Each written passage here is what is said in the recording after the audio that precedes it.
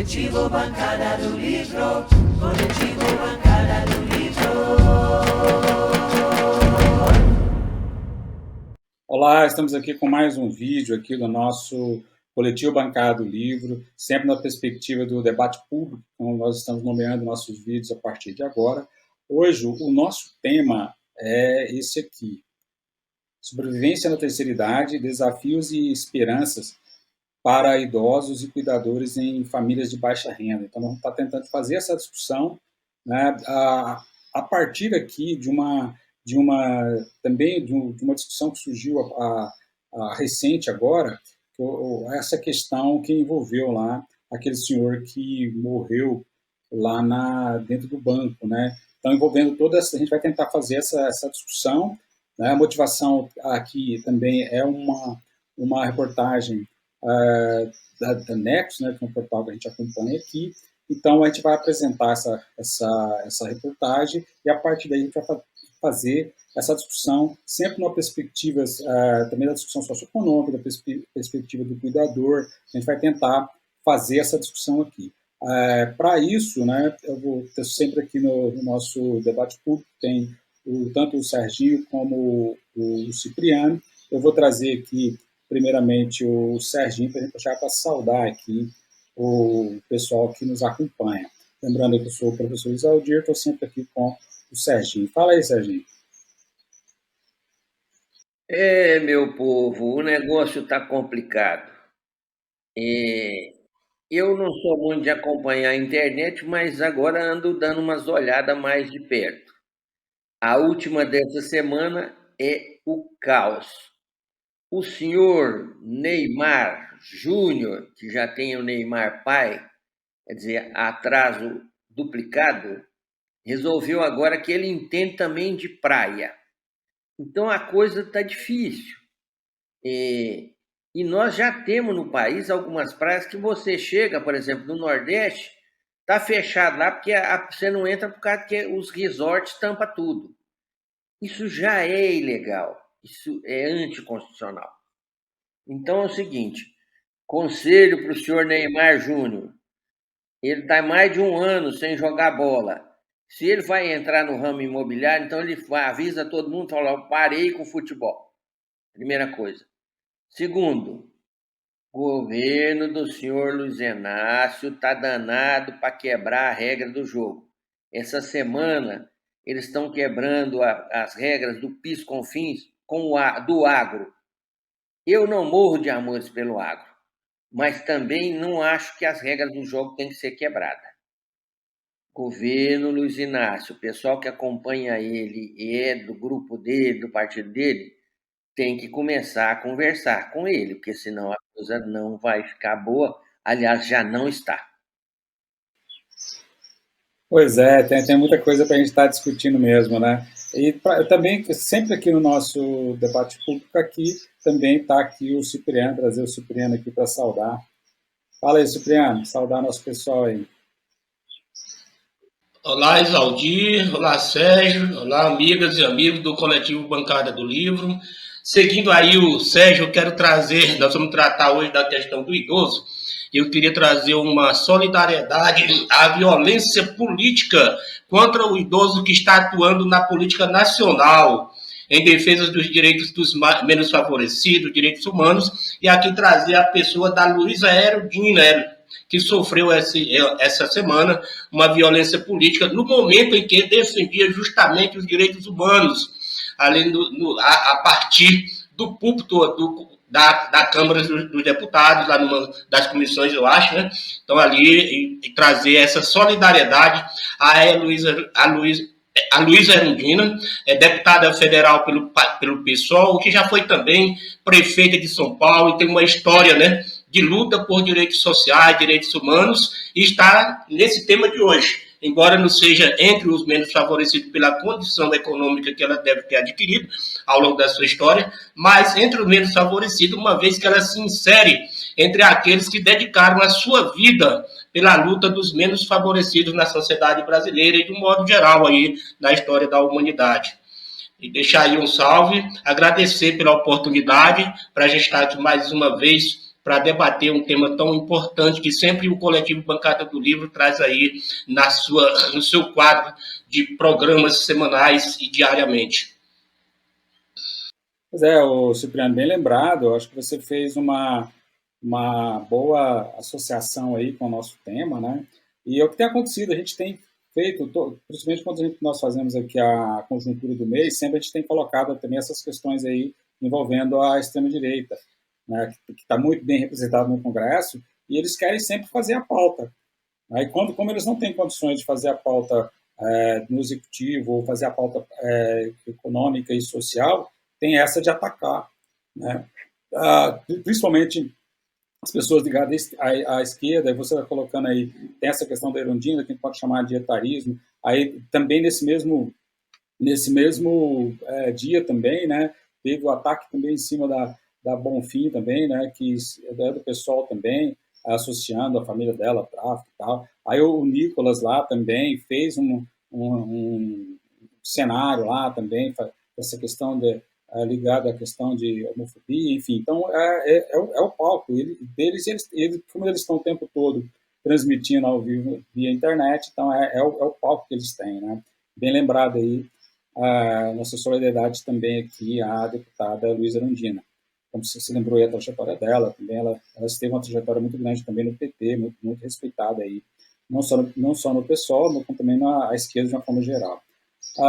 Pois bem, como a gente vai estruturar aqui a nossa conversa, basicamente a gente vai tentar fazer isso aqui em uns 3 momentos, pensando na questão do papel dos cuidadores, né, também na questão socioeconômica e as estratégias de enfrentar essa questão das condições aqui, da sobrevivência, né, da terceira idade, os desafios aqui dos idosos, né, principalmente aqui os cuidadores e também os idosos de baixa renda.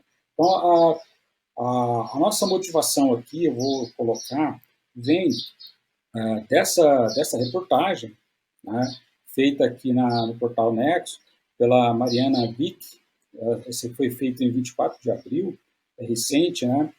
E aqui também a reportagem também está sendo motivada pelo fato, né, que levou virou notícia, virou caso de polícia, né, do senhor que morreu lá no banco, e aí alguns atestam que a pessoa que o levou, que é a sobrinha dele, que já cuidava dele há 15 anos, a Érica de Souza, ela alega que ele ainda estava vivo quando entrou no banco. Então, isso gerou essa comoção, e também como a gente tem uma sociedade bastante punitiva, aí virou, né, para poder punir a Érica. Mas, por outro lado, isso é uma questão também que envolve um cenário enorme no Brasil, que é a questão dos cuidadores, né, que estão nessa condição, das pessoas idosas e as pessoas idosas de baixa renda, né? Lembrando aqui, o senhor Paulo Roberto, foi o senhor que morreu, tinha 68 anos, e a Érica tinha 42, né? Que, sem filhos, sem esposa, e quem cuidava dele há 15 anos era a Érica. Então, essa é uma questão assim, que a gente tem que pensar também numa questão maior, numa amplitude maior, né? E aqui vou trazer uns dados aqui que a reportagem traz, que eu acho que é interessante para a gente poder balizar aqui a nossa discussão. 40% dos idosos precisam de cuidados prolongados na América Latina, né? E a tendência desse número é aumentar. 77 milhões de pessoas serão dependentes de cuidados no Brasil em 2050, entre idosos e crianças, né? Isso aqui está, pela reportagem, está no IBGE. E aqui um perfil também de quem são esses cuidadores, né? Estima-se que em 2022, 50,8 milhões de pessoas de 14 anos ou mais exercem essa atividade de cuidar de familiares. Lembrar que entre a classe popular, isso não é remunerado, né? E, claro, ele está falando que o número equivale a 29% da população, né, que são esses cuidadores, 79 mil domicílios têm essa condição. E outra questão também que independente da idade, a maioria desses cuidadores são mulheres, né? homens aí está na faixa de 23%.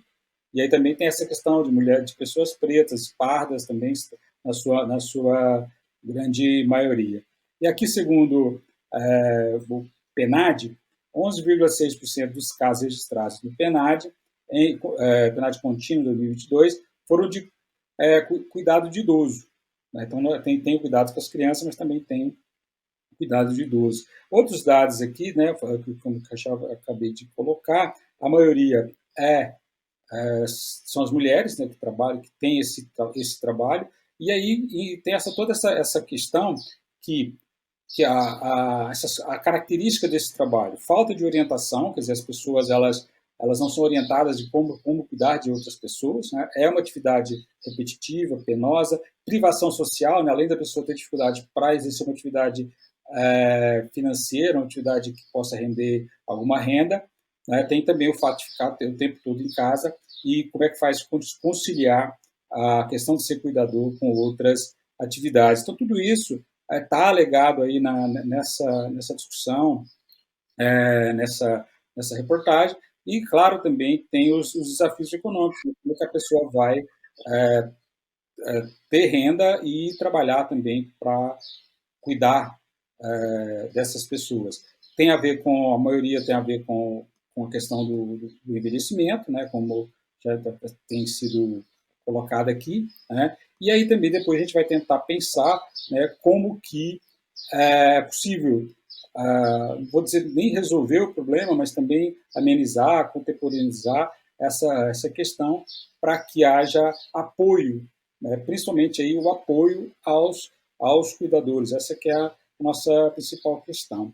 Pois bem, como a gente sempre começa aqui com o Cipriano, primeiro eu gostaria que a gente começasse pelo esse papel aí dos cuidadores, né? O destaque do papel, que é fundamental, o papel dos cuidadores, né? Essas tarefas que eles têm, a pressão mesmo que existe em si. Primeiro a gente pensar nesse movimento dos cuidadores aí, o Cipriano. Então, Isaldir, Sérgio, amigas e amigos do coletivo Bancada do Livro. Ora, a nossa temática hoje é o cuidado, os desafios, né, de cuidar das pessoas idosas na sociedade, na classe social de baixa renda.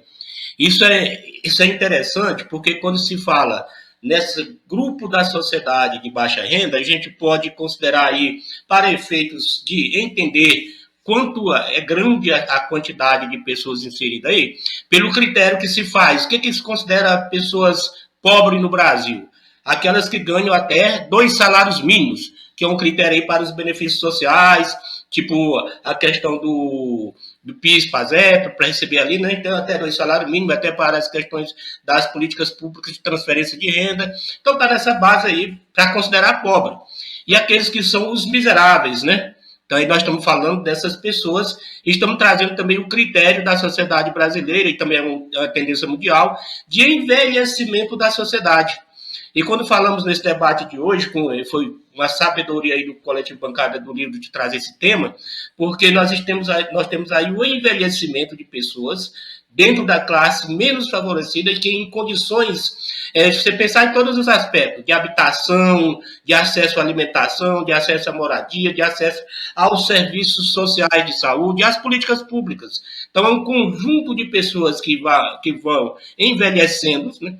Vão envelhecendo numa situação social, como se diz o termo, periclitante, de calamidade em geral.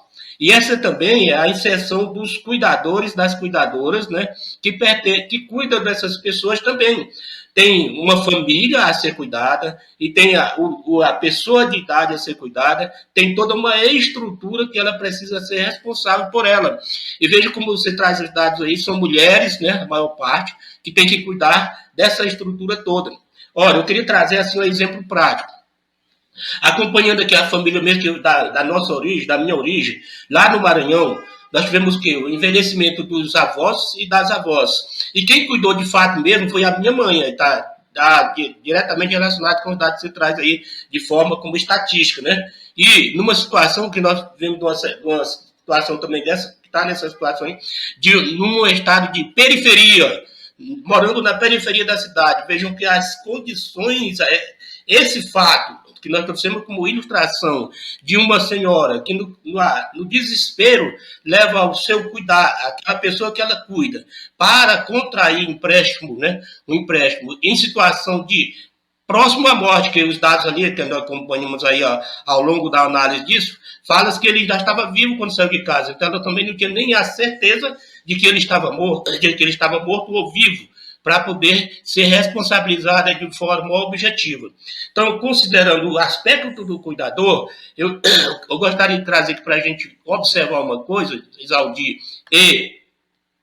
Exaldir, Sérgio e amigas e amigos do Coletivo Bancada do Livro. O texto constitucional nosso, atual, ele diz assim, olha, a família, a sociedade e o Estado têm o dever de amparar as pessoas idosas, assegurando sua participação na comunidade, defendendo sua dignidade e bem-estar e garantindo-lhes o direito à vida. Essa garantia constitucional para as pessoas que estão nessa classe social de situação econômica, né, seja cuidadores ou seja a pessoa idosa, não é uma realidade para o Estado brasileiro. Nós temos aí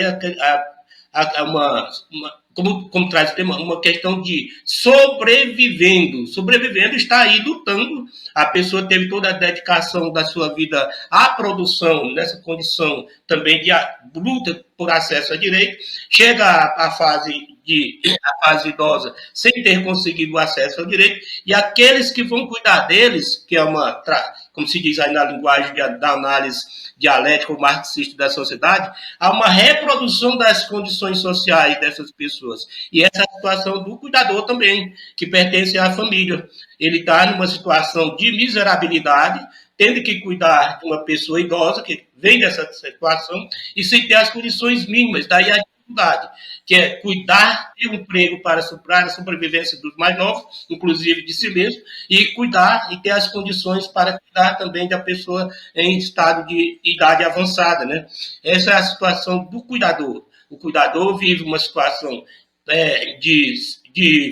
uma situação de miserabilidade econômica, uma situação de psicologicamente abalado e uma responsabilidade de dar conta do cuidado dentro desses princípios constitucionais. O que desde logo, só para fechar, Exaldir e amigas e coletivo Bancada do Livro e Sérgio, o que dá para a gente fechar é dizer que as condições reais, conceitualmente estabelecidos como família, né, zelo do idoso, não é esses conceitos, esses estabelecimentos, não é uma realidade para cuidadoras e cuidadores das pessoas idosas na classe menos favorecida no Estado brasileiro.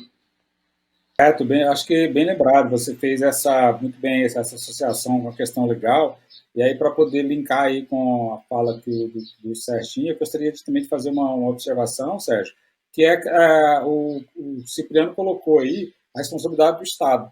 Mas o que a gente observa é que acaba, no final das contas, a responsabilidade fica sendo da família ou, às vezes, de um membro da família.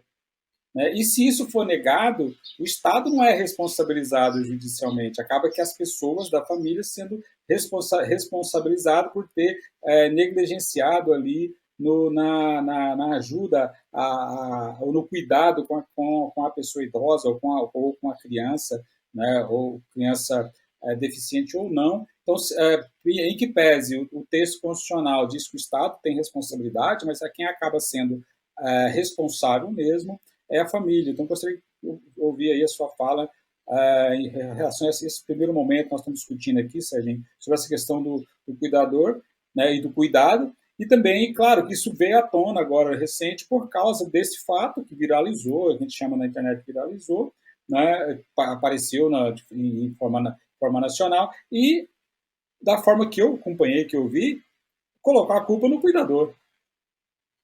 Para você ver. Eu tenho uma mãe que vai completar 91 anos. E então eu não estou falando aleatório, estou fazendo milagre, nada. Primeiro, há uma necessidade das pessoas serem informadas para acompanhar, não digo nem cuidar, para acompanhar a pessoa que tem mais idade. Isso tudo já tem estrutura. O governo derrama rios de dinheiro naquele chamado Grupo S, é isso? Que aí, Senac, SESI, caramba, quatro. Então, esse pessoal tem que preparar as pessoas para cuidar dos idosos. Primeira coisa. Segundo, alguém na cidade que já existe Conselho do Idoso, existe o CRAS, existe a estrutura já. Tem que estar visitando. Não adianta pessoal que trabalha na burocracia ficar esfregando o traseiro na cadeira. Não vai consertar. Consertar é como? Ir visitar as famílias. É para punir? Não. É para ajudar a solucionar. Quantos idosos não têm necessidade de fisioterapia?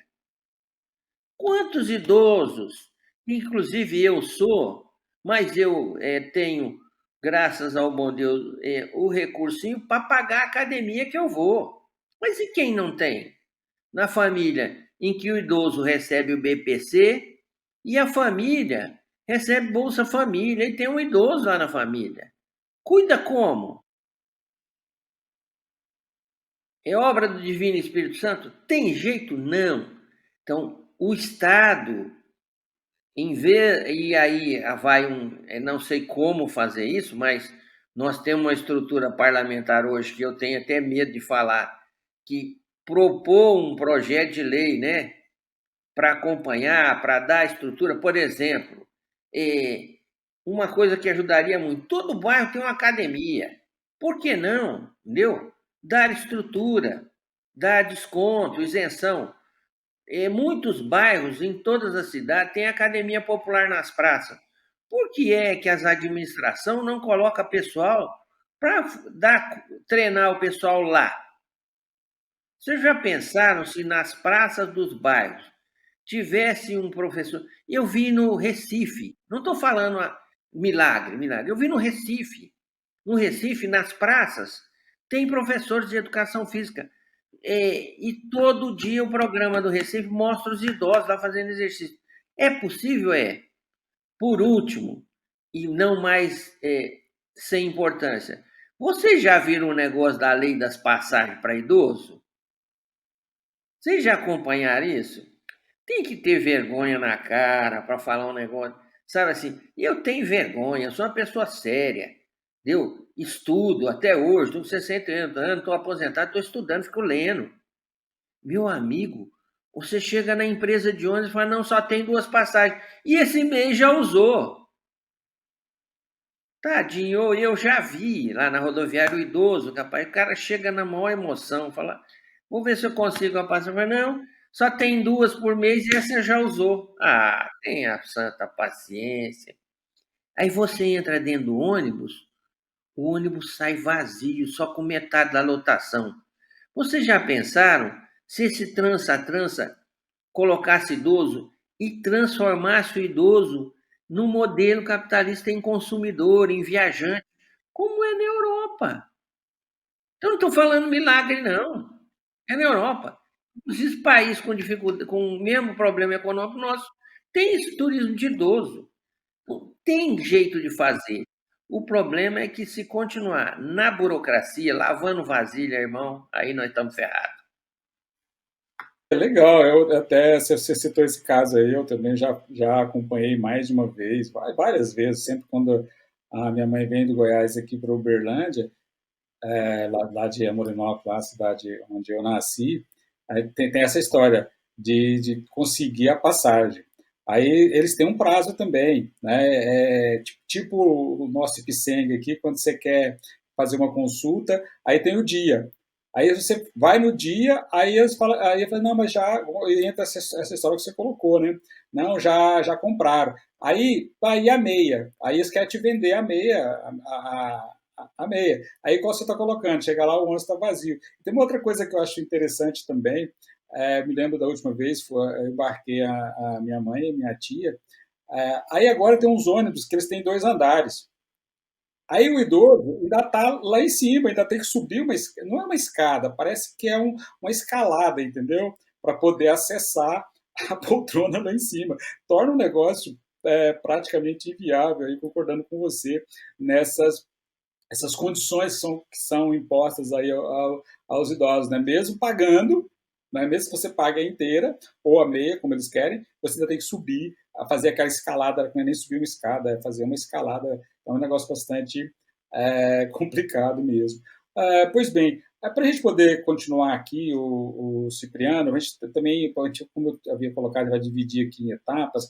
Por outro lado, também tem essa questão que são os desafios, né, socioeconômicos mesmo, as dificuldades financeiras de acesso à renda. Imagina, o cuidador tem que dividir o tempo dele para poder obter alguma renda, porque se as famílias de baixa renda, e aí essas pessoas também têm um acesso precário à saúde, né, as filas de espera, né, falta de especialista, falta de medicamento, enfim, aquele vai e vem nos postos de saúde ou os locais onde são distribuídos medicamento, a falta de infraestrutura mesmo, né, as dificuldades que as pessoas têm de locomoção, moradia, enfim, toda essa vulnerabilidade que está dentro de um processo aí de exclusão social, né, pelo acesso econômico mesmo, a dificuldade que a maioria dessas pessoas tem. E lembrando aqui, como eu citei aqui os dados, a maioria dessas pessoas, né, que estão nessa condição de ser cuidador são as mulheres, Cipriano. Bom, Isaldir, Sérgio, amigas e amigos do coletivo Bancada do Livro, eu queria ressaltar justamente isso. Quando a gente vê o acesso aos serviços públicos, principalmente a de saúde, né, de um modo geral, as classes menos favorecidas têm dificuldade a chegar a usufruir desse serviço. Por quê? Há uma precariedade na prestação do serviço, ainda que tenha essa política nacional aí, formalmente estabelecida pelo SUS, o Sistema Único de Saúde, aí, que é estados, União e municípios, oferecendo esse tipo de serviço, ainda não é uma realidade que se vai ver pelas grandes filas, as filas seletivas, né? Agora vejam as condições que nós estamos tratando, fazendo sempre o corte. E o nosso debate hoje são os desafios, né, de cuidar de pessoas pelas classes menos favorecidas, as classes desestruturadas economicamente. Nós estamos tratando só do aspecto financeiro, do aspecto das condições essenciais para a manutenção da existência. Por isso que o tema é sobrevivendo na terceira idade, pelo cuidado das pessoas que estão e dos cuidadores que também estão nas mesmas condições sociais, historicamente conquistadas, que foram de vida de miserabilidade. E pensando aqui, eu queria trazer mais alguma coisa. Então, quando se pensa, o acesso, mesmo que haja o oferecimento da saúde em um determinado espaço físico, tem outras variantes para chegar com o idoso até lá. Transporte. Como transportar essa pessoa até o local de saúde? Daí que, na linha do que trouxe o nosso amigo Sérgio aí, ter também um trabalho de prestação do serviço de saúde domiciliar, mapeando onde estão os idosos dessa faixa econômica que necessita de um serviço direto, ou deveria estar sempre pelo cuidado do poder público, né? Uma vez que as condições sociais desta parte da sociedade brasileira são insuficientes para garantir uma pessoa cuidando desse idoso, né? Enquanto está na luta pela sobrevivência, também através de emprego, né? E que quando analisamos esse aspecto da empregabilidade, temos aí essa mesma faixa social na informalidade, a maior parte, que não conseguiu benefício previdenciário, não teve uma aposentadoria. E quando se fala em aposentadoria, né, Sérgio e amigas e amigos do coletivo Bancada do Livro, os aposentados dessa faixa social de menor condições econômicas, geralmente é um salário mínimo. E a sua aposentadoria, além de servir para a sua sobrevivência como idoso, é também o aporte financeiro que vai dar as condições mínimas que vai para alimentação, para vestuário, para transporte, para o conjunto das famílias, inclusive daquela mulher que está cuidando desse idoso nessa faixa social.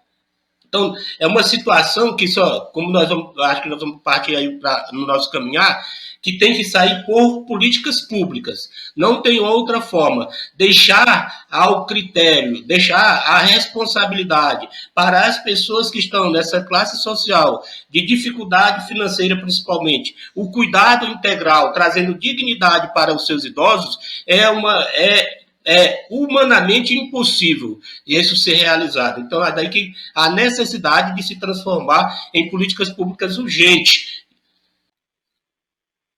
Correto. Acho que é essa questão, a gente vai tentar falar sobre isso daqui a pouco. Antes disso, vou trazer novamente aqui para o Serginho, e lembrar também, né, Serginho, como as pessoas têm dificuldade, principalmente os idosos. Muitos estão ou aposentados ou recebendo programas sociais tipo BPC, que a renda é mínima. E a pessoa que está cuidando, ela também tem que oferir alguma renda e acaba fazendo algum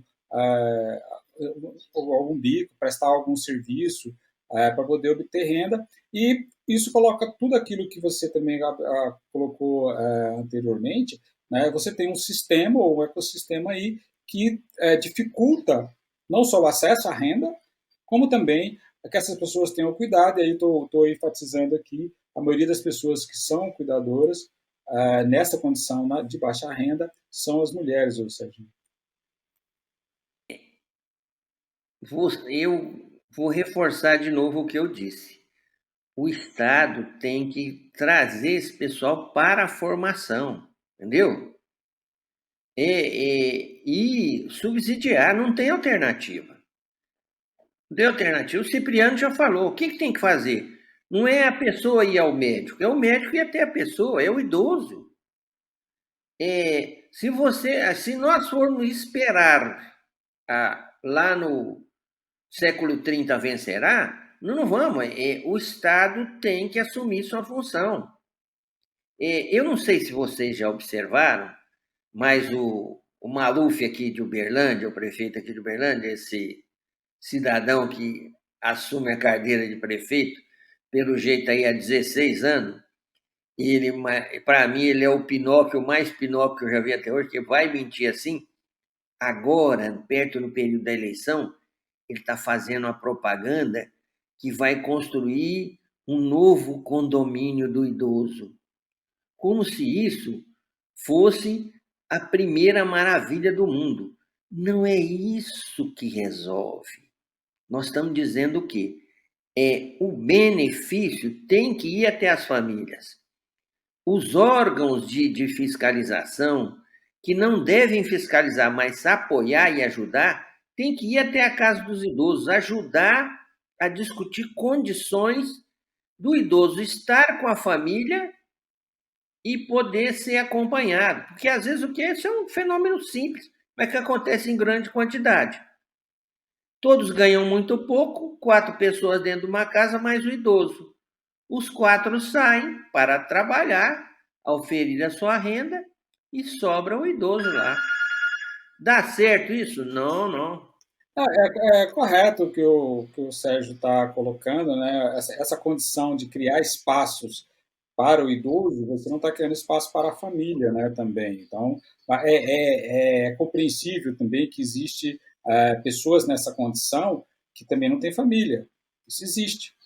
Né? As pessoas também, aí é necessário que haja também acompanhamento e condição para essas pessoas. Então, retirar do ambiente familiar entendo também que não é a condição ideal. Eu vou apresentar aqui também uma política pública mesmo que o governo federal propõe e que vai movimentar o segundo semestre agora do mês de agosto, no mês de agosto e também o ano que vem. Eu vou trazer essa tela, que é aqui a próxima Conferência Nacional dos Direitos da Pessoa Idosa, acontece em 2025, sobre envelhecimentos plurais. Então, agora em 2024, já vai começar, né, as etapas aí para preparação, né, na base. Tem os eixos aqui, que é financiamento das políticas públicas para ampliação e garantia dos direitos sociais, fortalecimento de políticas para a proteção à vida, saúde e para acesso ao cuidado integral da pessoa idosa, proteção e enfrentamento contra quaisquer formas de violência, abandono social e familiar da pessoa idosa, participação social, protagonismo e vida comunitária e perspectiva das múltiplas velhices, consolidação e fortalecimento da atuação dos conselhos de direitos da pessoa idosa como política do Estado, né? Então, isso vai estar acontecendo em 2025. Então, é o governo se preparando agora e também no ano de 2025 para estabelecer políticas aí para esse enfrentamento, né, da questão aí da pessoa idosa. Então, isso vai acontecer esse ano na base, né, para se preparar para a Conferência Nacional no ano que vem. Isso coincide aqui também com a nossa discussão, que nós estamos chamando aqui de estratégias de enfrentamento. Então, quer dizer, é necessário que o governo se prepare, né, para fazer esse enfrentamento não só do aumento, né, do número de pessoas que vai depender, não só das ações do Estado, como também de ações das famílias, né, porque o envelhecimento da população é um fato, né, e também, nessa perspectiva, é o espaço para que a sociedade possa participar, né, organizada ou não organizada, enfim, para poder não só cobrar do governo, mas também colaborar para a preparação de políticas para fazer esse enfrentamento, né? Fazer o apoio, né, às famílias, o apoio às pessoas e para enfrentar essas dificuldades, né? E também dos cuidados, como o próprio Serginho lembrou aqui, né? É necessário cuidar das pessoas e é necessário também cuidar de quem cuida das pessoas. Então, agora a gente vai estar tentando mostrar isso agora nesse momento aqui do nosso vídeo, que é como enfrentar essas questões, Cipriano. Então, Sérgio, Isaldi, amigas e amigos do Coletivo Bancada do Livro, na verdade, nós já viemos até aqui caminhando para essas estratégias, sempre que frisamos a necessidade de políticas públicas. Essa proposta nacional que está sendo discutida previamente agora, né, para 2025, ela vem num momento bem interessante da política, do debate político nacional, que coincide aí com as eleições municipais, né? E como se sabe, né, Isaldi e Sérgio, a gente vive na cidade. E é a cidade que cuida. Você nasceu, cresceu num bairro, numa rua, numa casa, numa cidade. Em concreto, do ponto de vista físico, nem toda a estrutura de organização social, você está no município. Então, é um tema muito importante para quem está se apresentando aí como pré-candidatos na discussão das cidades, e principalmente quem se apresenta como pré-candidato a prefeito ou prefeito, que tem a responsabilidade de cuidar do todo social.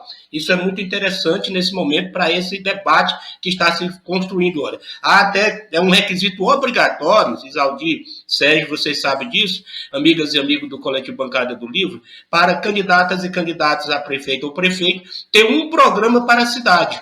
E um programa para a cidade, ele tem que incluir as pessoas, a dignidade das pessoas, principalmente daquelas que dedicaram a sua vida a construir a cidade e que hoje se encontram no estado estado de idade avançado, na terceira idade, ou como idoso, que se encontra agora no momento de usufruir daquilo que ele construiu, que é a própria cidade, embora ela não tenha dado a ele, durante a sua vida, nós estamos falando de pessoas com baixa renda, e via de regra não tiveram acesso aos benefícios da cidade que ele mesmo constrói. Mas eu queria, assim, trazer um aspecto aqui para lembrar bem, também nessa discussão da realidade do idoso e do cuidado do idoso, o cuidado do idoso do meio rural, e principalmente dos idosos, da pequenos produtores que envelheceram, e principalmente daqueles idosos da agricultura familiar em assentamentos da reforma agrária. Nós já debatemos aqui em outros momentos, né, Isaldi, que a questão dos assentamentos, ela vive hoje num esvaziamento da presença de pessoas novas, ou seja, da juventude. Os assentados e as assentadas envelheceram, assim como os seus assentamentos. E não há políticas públicas para os assentamentos ainda. Na reforma agrária não veio nada mais do que o que se fez, a distribuição de terra. Sem políticas públicas para desenvolver e dar uma dignidade de vida do assentamento para as pessoas em condições físicas de saúde vigorosa. Imagine para os idosos. Então, a situação dos idosos em assentamento da reforma agrária e os pequenos produtores é de quê? De vida só, uma vez que a juventude, os filhos, migraram para a busca de, nós falamos aqui, de condições de sobrevivência pessoal ou familiar que constituíram. Então, é um outro aspecto que municípios devem se pensar, nesse momento, debater, visando 2025, não é para já debate, vai ser as novas prefeituras, novos governantes municipais já estão exercendo o seu primeiro ano de governo. E uma saída é um pacto nacional. Por isso, essa Conferência Nacional das Pessoas Idosas, né, em relação aos direitos, à sua vida plural, como traz aí, cultura, a gente fala em tanta coisa, né, que as pessoas têm na terceira idade, cultura, transporte, lazer, viajar, ter uma vida digna, né, aí nessa fase da vida, mas a realidade desse nicho que nós estamos trabalhando hoje, que são as pessoas em condições financeiras de pobreza, né, que é um desafio concreto, não é essa realidade que se fala aí de ter acesso à viagem, a lazer. Ela não tem as condições mínimas para manter a sua sobrevivência, muitas delas em situação precária de habitação, ele não tem acesso a transporte, o Zé traz a questão dos lazeres públicos, não tem como ir se dirigir até esse local de lazer. Então, a condição que nós temos hoje é um pacto, a saída é transformação dessa realidade em políticas públicas. O debate sobre a Conferência Nacional das Pessoas com Idade vem no momento oportuno. E a construção dessas políticas a partir dos municípios tem que ser num pacto nacional com a presença de Estado e da União, nesse momento, criar esse projeto. E é um bom momento, só para fechar, para pré-candidatas e pré-candidatos incluírem esse debate na formação do seu plano de governo para implementar a partir de 2025 como uma realidade concreta para essa parte da população idosa que os seus próprios cuidadores precisam também de cuidados. Muito bem, eu acho que você trouxe também uma questão aí, né, que é os idosos também que estão no meio rural, né? Nós já fizemos essa discussão aqui há um tempo, né? Gostaria também aqui, Serginho, antes de passar para você, fazer um outro vínculo aqui com outro vídeo que nós gravamos aqui, recente, que foi com relação à questão da renda básica. Então, é necessário, então, que essas pessoas tenham renda, né? E daí, a alternativa da renda básica universal, né, é uma alternativa interessante para que as famílias também tenham condições de cuidar dos seus idosos. Acho que isso é uma questão importante. Então, no último bloco, nós estamos discutindo aqui essa questão mais socioeconômica, Serginho, fica à vontade aí para a gente estar encerrando. Eu vou reforçar de novo o que eu disse. O Estado tem que trazer esse pessoal para a formação, entendeu? E subsidiar, não tem alternativa. Não tem alternativa. O Cipriano já falou. O que tem que fazer? Não é a pessoa ir ao médico, é o médico ir até a pessoa, é o idoso. Se nós formos esperar lá no século 30 vencerá, não vamos. O Estado tem que assumir sua função. Eu não sei se vocês já observaram, mas o Maluf aqui de Uberlândia, o prefeito aqui de Uberlândia, esse cidadão que assume a cadeira de prefeito, pelo jeito aí há 16 anos, para mim ele é o Pinóquio, o mais Pinóquio que eu já vi até hoje, que vai mentir assim. Agora, perto no período da eleição, ele está fazendo uma propaganda que vai construir um novo condomínio do idoso. Como se isso fosse a primeira maravilha do mundo. Não é isso que resolve. Nós estamos dizendo o quê? O benefício tem que ir até as famílias. Os órgãos de fiscalização, que não devem fiscalizar, mas apoiar e ajudar, tem que ir até a casa dos idosos, ajudar a discutir condições do idoso estar com a família e poder ser acompanhado. Porque, às vezes, isso é um fenômeno simples, mas que acontece em grande quantidade. Todos ganham muito pouco, 4 pessoas dentro de uma casa, mais o idoso. Os 4 saem para trabalhar Perfeito, eu acho que nós conseguimos aqui, Serginho e Cipriano, dar conta do que nós propusemos a fazer aqui, né? Fazer uma discussão da sobrevivência mesmo aí, na terceira idade, né? Esses desafios aí, a esperança para os idosos e cuidadores em famílias de baixa renda. Eu creio que nós conseguimos dar conta aqui, né? Da forma que nós estruturamos, inicialmente aqui pensando na questão do papel do cuidador, depois pensando na questão da socioeconômica e também pensando aqui na questão dos enfrentamentos, né, e das estratégias para que possa melhorar as condições, não só para os idosos, mas também para as pessoas que cuidam dos idosos. Eu acho que nós conseguimos fazer isso, né? Agradecer aqui muitas pessoas que nos acompanham e já trazer aqui para os finalmente aí, o Cipriano, acrescentar mais uma coisa e já fazer aí as suas despedidas aí desse nosso vídeo, Cipriano.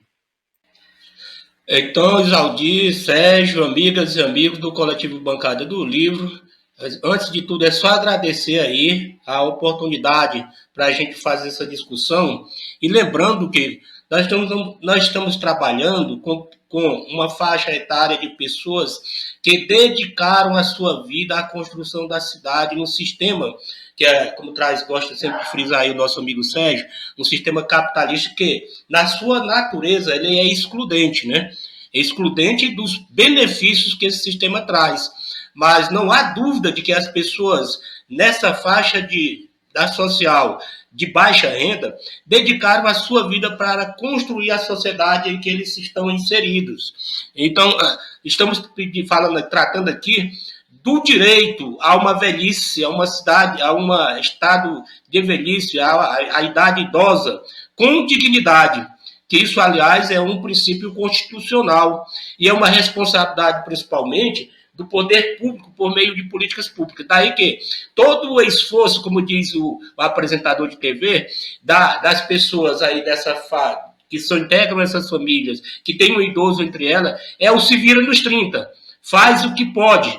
Mas ele mesmo, a própria cuidadora, que nós falamos que a maior parte é de mulheres, mas já também homens, mas esses cuidadores dependem também de condições econômicas e financeiras para que ele possa cuidar dessas pessoas, que vai também para políticas públicas. Então, a saída é políticas públicas, tanto para a pessoa para o idoso, quanto para o cuidador desse idoso nessa faixa de pessoas em situação do desafio da sobrevivência em condições econômicas e financeiras de pobreza ou miserabilidade. E deixar aí sempre esse abraço fraterno, né? E a necessidade agora que é de solidariedade, é uma construção de solidariedade e de políticas públicas, e a esperança de que as políticas que estão se debatendo, sendo debatidas, seja uma contrariedade ao que trouxe a expressão aí do nosso amigo Sérgio, né? Que ele vai ficar muito feliz. Se deixar de ser o debate puramente teórico e mudança de termos, para se transformar em realidade concreta na vida das pessoas em fase de idade, em fase de idoso, nessa faixa que mais necessita, né, do aporte de políticas públicas por parte do Estado. E deixando por último que essa responsabilidade do município hoje deve ser discutida nesse momento tão singular, que é o debate das eleições municipais, para que essas políticas públicas sejam um pacto nacional, Estado, União e com a execução local nos municípios. Amigo Cipriano, vou me permitir discordar do seu alinhamento. Não é discordar, é apresentar um novo viés. A resolução do antigo Congresso, encontros, seminários para a política do idoso, vai mudar só a elaboração do discurso, porque no discurso acadêmico, eles mudam as frases e os jargões todo ano, que acadêmico também gosta de modismo. E, assim, não acho nada de ruim, mas acho que não há necessidade. Como acabou de dizer o professor Isaldir, nós já temos tudo que precisariam para ser aplicado.